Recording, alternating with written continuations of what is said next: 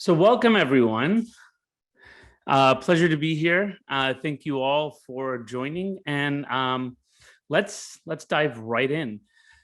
So we're going to talk about the organizational muscles needed to build business agility, and we'll go through that, and hopefully we'll have time at the end to give you sort of a real life story that demonstrates how these muscles were put to work. So in talking about muscles and all that, I want to draw a analogy from the world of sports. I think the world of sports really provides a great sort of metaphor for business agility in general. Because the way I look at it is business agility is not something you have or don't have. It's something that you can develop more of. And if you stop practicing, you lose it over time. Similar to fitness or athletic ability. Also, anyone can have it. You just have to put the necessary effort. It is a hard, long journey, but it's accessible to everyone. It requires deliberate effort towards mastery. And again, I think I hear this a lot when I talk to organizations like, oh, this organization was born agile, we're too big. Like, no, every organization can increase their agility just like within sports.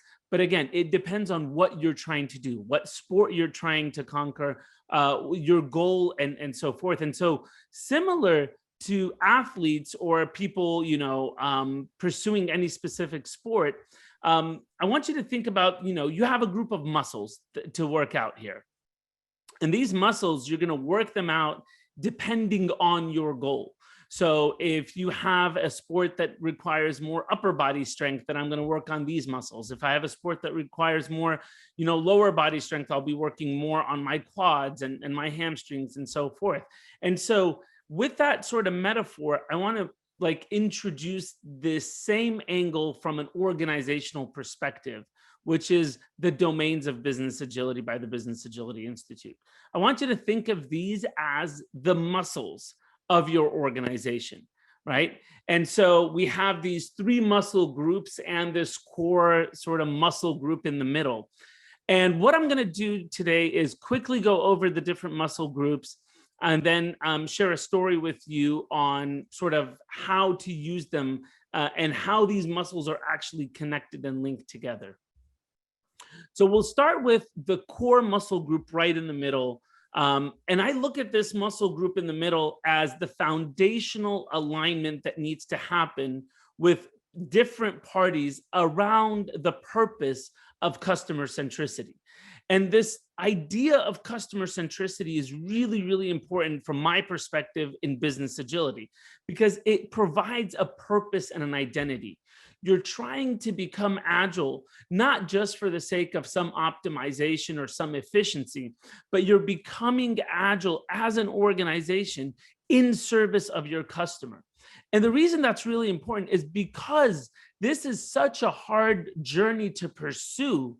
If that purpose is very transactional, as in some efficiency gains here and there, it's not enough of an identity to drive that amount of change that's needed to truly change the culture of an organization and become more of an agile organization. And so when it's in service of the customer, when it's driven by a sense of mission, that we are there to serve our customer, and our customer is in a constant state of motion and change, and that's why we as an organization need to become more agile, I've seen this drive massive change. To draw a example very quickly from Riot Games, its mission from day one has been, we aspire to be the most player-focused game company in the world. And that player focus drives every single decision we make. A lot of companies talk about, we want to be player-centric, we want to be customer-centric, and so forth.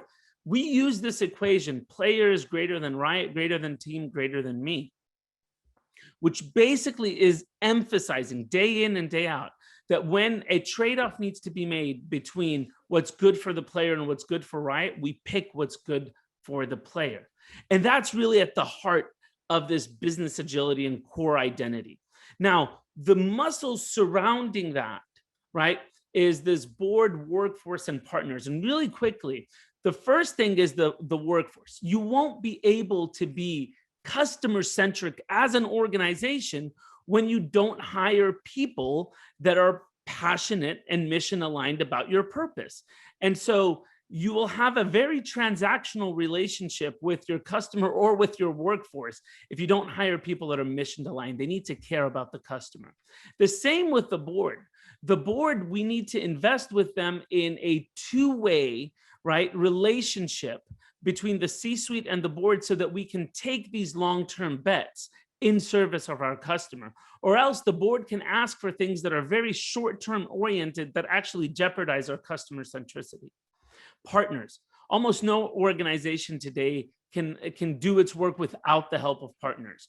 And so if part of your value stream is not customer centric, is transactional, the customer will ultimately feel that. Because the customer doesn't look like, oh, you've outsourced this or insourced that. They look at the entire value stream as their relationship with you.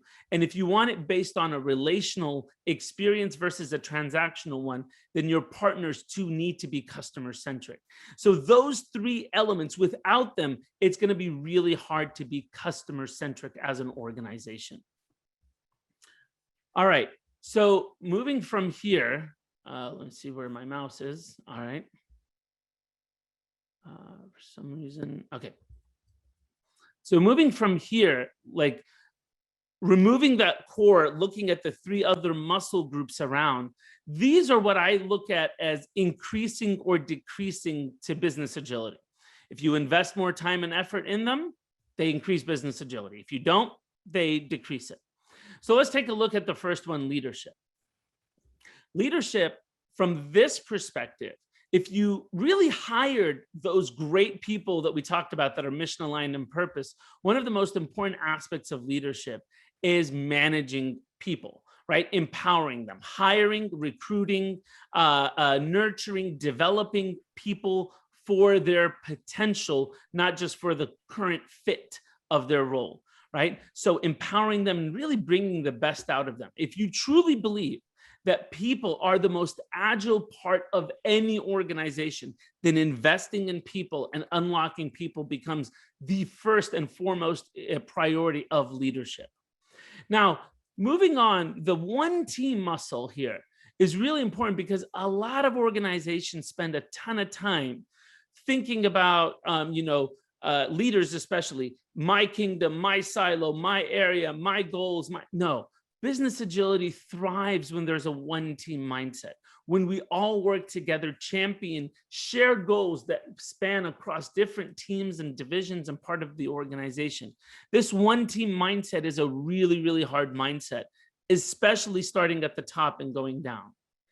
Then the third here is strategic agility. And I know I'm going through these really quickly, but I want to cover all of them and then give you a practical example here. So with strategic agility, this is where how we set strategy enables more agility or not within the organization. If we set strategies that are very output based and like telling people and not giving people any space to learn and figure things out for themselves, it's not an agile strategy. An agile strategy is one that has space, that is generative, to allow our frontline employees closer to the customer to identify opportunities and execute that strategy in innovative ways that we haven't even thought of. So outcome-based or impact-based strategy is what we're looking for here. All right, our next muscle group is operations. And I'll start here by talking about process agility. This is the agility that a lot of us are familiar with day in and day out, with Scrum and SAFe and XP and whatnot. And this is us adapting our operations so that we can continuously provide a valuable value stream to our customers, right? Whatever that means and however we work, but that's process agility. Partnered with that is usually structural agility. So the organizations need to have this muscle of flexing and creating coalitions across the organizations or morphing structures easily without major reorgs so that we can actually tackle and seize new opportunities as they emerge. Because sometimes, or a lot of times, these new opportunities come into play and then we don't actually know how to recruit and hire and form teams for that. And again, going back to the one team mindset, people are in their silos, like, I'm not going to give you my people, but we need to do this, all those kind of things. A critical next element is enterprise agility. Enterprise agility is really, think of it as HR, finance, legal, sales, marketing, all sort of the operations that support the core front line and the governance frameworks that enable. Now, a lot of these parts of the organizations, unfortunately, were designed in a way that it's more protecting the org, but it actually ends up stifling the org, right? What enterprise agility is referring to here is the muscle of enabling the org to pursue these emergent opportunities by actually helping the org, not hindering it. And we'll talk more about that in a few minutes. All right, our last muscle group really quickly. And again, I'm going really quickly through this. I want to start with this notion of ownership and accountability. And this muscle group is around individuals. So we started talking about leadership. We went into operations. This is now individuals. If you want business agility, one of the core muscles that we need to work on is the sense of ownership and accountability at an individual level. These people are usually closest to the client, closest to the customer. They understand the needs, but if they're not empowered, and if they themselves don't feel a sense of ownership and accountability, those ideas will never bubble up. You will never hear the greatest ideas that will create the most value to your customer. Along with that is craft excellence. Business agility thrives with good investment in craft excellence, especially the crafts that are most central to providing value for your organization. There are a lot of crafts that may not add a ton of value for your organization, but the ones that are critical to the success and to the value creation for your client, those are the ones we want to be excellent in and improve it over time. And this allows people to take advantage of emerging opportunities. All of this is truly grounded in this growth mindset, where people are open to learning, to not being afraid of failure, being comfortable working in dynamic and ambiguous environments. Those are the core pillars that really build this mindset for an individual to pursue business agility. All right, so we tackled a ton of stuff here. Let me try to put them together in the remaining few minutes here. So business agility is a set of organizational capabilities, behaviors, and ways of working that afford your business freedom, flexibility, and resilience to achieve its purpose, no matter what the future brings. Now, I want to talk about those capabilities for a second. And just to look at some example capabilities here, right? Think of the ability to cultivate a culture of learning and experimentation and how that affords your business the freedom, flexibility, and resilience. Think about the ability to seize emerging opportunities. How does that afford your business the freedom, flexibility, and resilience? To adaptively and dynamically fund an opportunity. Think of that, right? How that affords more of that flexibility to achieve your purpose, no matter what the future brings.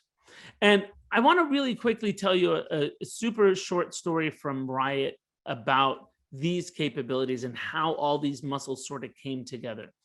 The backdrop here, and you may have heard this story before, but the backdrop here was 2018, our World Championships in Korea for our game League of Legends.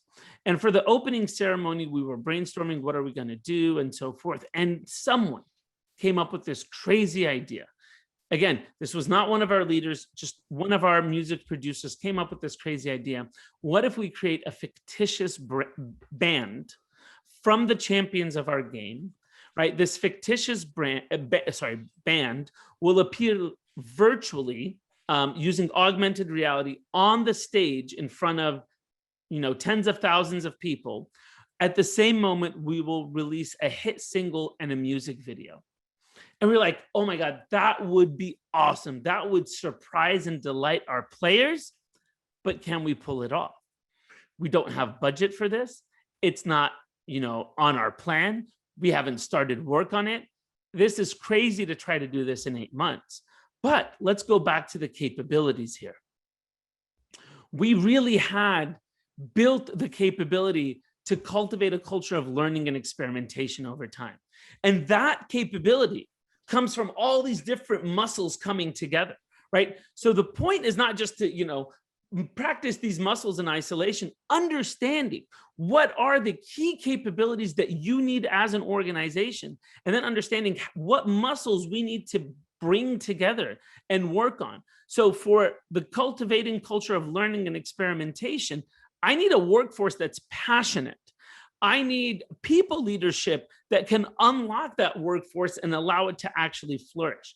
I need strategic agility that provides space in our strategy for that learning and experimentation to happen, and people not feel, oh my God, my job is just to execute what my boss told me to do, right? And then we need individuals that are willing to, come up with ideas, that are willing to invest in craft and grow and try new things. And I want to show you what that really looked like for KDA. Any game has music, right? But a few years after we launched our game, someone from the organization came up with this idea. Hey guys, wouldn't it be cool if we created a music video? We're like, yeah, it would be. We don't have any expertise building a music video, but let's try it out. So we went and we built that craft of how to create music videos. We launched it, players loved it. We started doing a little more of it. But then someone else came with another idea. It's like, wait a minute, what if we create a music album? It's like, we've never done that before. And how do we work with, the label companies and sound companies and all that? But you know what? Let's go for it. Why? Again, driven by this customer centricity, we did it for the sake of the customer. Now you see, hopefully, that if it was driven by just efficiency and effectiveness and optimization, we would have never done this, but it was driven by a deep passion to surprise and delight our customers. And so we said, this will be awesome for our customers, for our players, so let's do it. And we learned a ton of different craft in that. And then we said, wait a minute, what if now we, in our big stage productions for our events, what if we start bringing in artists like Imagine Dragons, world-class artists? But that was, again, a craft of contracting and how to deal with artists and their managers and all those kind of things that we didn't know how to do, but we learned how to do it. And again, these learnings came from not intention, like, okay, we need to learn A, B, and C. It's like an opportunity presented itself, and we said, let's go and do it. Now, all these things had to come together for us to be able to deliver on KDA. We had to know how to do music videos. We had to know how to create music, how to bring world artists together. And all that came together. So even if we had all the things that we needed, if we hadn't invested in this craft excellence over time, if we hadn't invested in people owning ideas and bringing them, and then people management that allowed them to experiment, and strategies that said, why not? Let's try this out. If we hadn't built this capability of learning and experimentation, KDA would have never existed. Another capability to show you, the ability to seize emerging opportunities. We just talked about that craft excellence. That craft excellence, if we had no experience doing these things, even if we had all the other muscles, we just wouldn't have the know-how to execute it in time. But the other thing I want to mention here is that one team, that muscle of one team. When there's an emergent opportunity and it requires the company to say, yes, we're going to do that, that's a muscle that's really, really hard. And I'll be honest with you guys, that was a muscle that was super weak at Riot at that time. We even called it the coalition of the unwilling. People were like forced to work together at the beginning because that muscle was so unpracticed that we didn't know how to do it. We didn't know. We had a lot of more entrepreneurial silos, but really bringing the team together to pivot and move towards one thing required also structural agility. Why? Because we had to create this team, this coalition from different parts of the organization. We had never done that before. And then partners to pivot and to, in 8 months, execute a music video, augmented reality, and a music album. We had to rely on our partners, but not partners that we just met right overnight. These were partners that we invested in for years. We knew they were mission aligned. We knew they were passionate about our customer. And so we had different contracting mechanisms even with them to allow them to innovate with us and to co-create with us. That's what partnership here means. Two more very quick capabilities just to illustrate what this looks like. The ability to adaptively and dynamically fund. None of this was in our budget, none of this. And so again, you need to have a board that's aligned with this dynamic funding opportunities, right? You need to have a leadership team because we need to move money from different parts of the organization, but you also need enterprise agility. You need finance folks that have this mindset. And honestly, KDA wouldn't have been possible without our finance and legal folks. We had to sign 25 different contracts in the span of weeks to be able to pull that off. We had to move money. We needed process agility. And I'll end with on my last capability here, the ability to lead through empowerment and influence. At the end of the day, if we didn't have people, the workforce that was passionate about our mission, and individuals that had that sense of ownership, fueled by leadership that enabled people, right, to really flourish, this idea of KDA would have never happened. So just to summarize here, we started talking about the domains. Think of them as the muscles of the organization. But again, the individual muscles by themselves are one thing, but when you start to put them together to build capabilities, start then looking at what are the key capabilities that will enable that freedom, flexibility, and resilience in your organization to achieve your purpose, no matter what the future brings. And thank you.